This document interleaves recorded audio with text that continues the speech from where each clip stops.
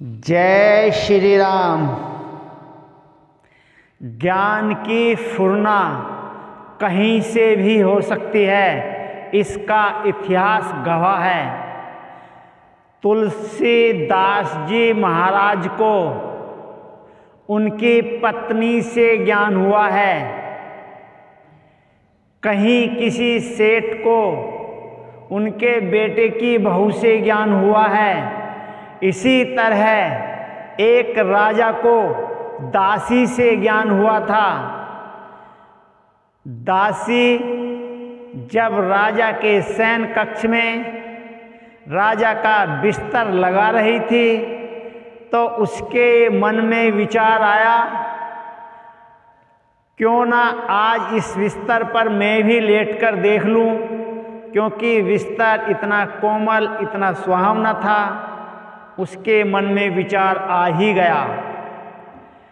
जैसे ही दासी अपने विचार के अनुसार बिस्तर पर लेटकर देख रही थी और उसको लेटते ही तुरंत नींद आ गई। राजा रात्रि के समय जब अपने कक्ष में सोने के लिए गए तो उन्होंने देखा उनके बिस्तर पर कोई स्त्री सोई हुई है। राजा बड़े सहनशील स्वभाव के थे, बड़े समझदार थे, इसलिए उन्होंने उस स्त्री को सोते हुए देखकर बिना आवाज किए उल्टे पांव अपने शयन कक्ष से बाहर आ गए और कहीं दूसरे शयन कक्ष में जाकर अपनी निंद्रा पूरी की। सुबह दिन निकलते ही जैसे ही राज दरबार में राजा पहुँचे, उन्होंने अपने मंत्री गणों को बुलाया और सारा रात्रि का सारा वृतांत उनको सुनाया। खोजबीन करने के बाद पता लगा उनके बिस्तर पर एक दासी सोई हुई थी। उन्होंने तुरंत दासी को बुलवाया और भरी सभा में दासी से पूछा गया कि क्या तू रात राजा के बिस्तर पर सोई थी? दासी रोते हुए बोली कि महाराज, मुझसे बहुत बड़ी भूल हो गई। जब मैं बिस्तर लगा रही थी तो बिस्तर के सुहावनेपन और कोमलता को देखकर मेरे मन में विचार आ गया कि मैं भी एक बार इस पर लेटकर देख लूं। मैं जैसे ही लेटी मुझे तुरंत नींद आ गई।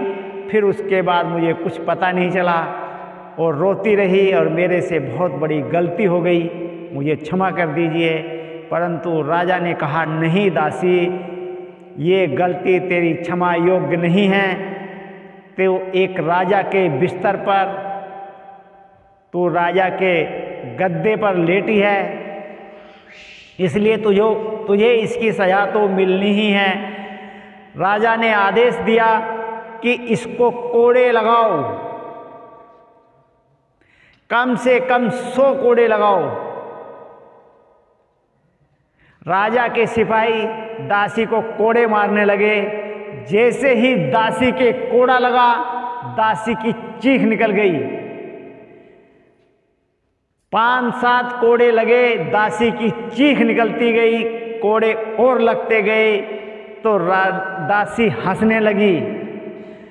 जब दासी हंसने लगी तो राजा ने कहा, रुक जाओ, और दासी से पूछा कि दासी, पहले तो तू कोड़े लगती थी तो रोती थी, अब कोड़े लग रहे हैं तो तू हंस रही है, इसका क्या कारण है? तो दासी ने हंसते हुए कहा कि महाराज, एक रात बिस्तर पर सोने से, एक रात उस मलमल के बिस्तर पर सोने से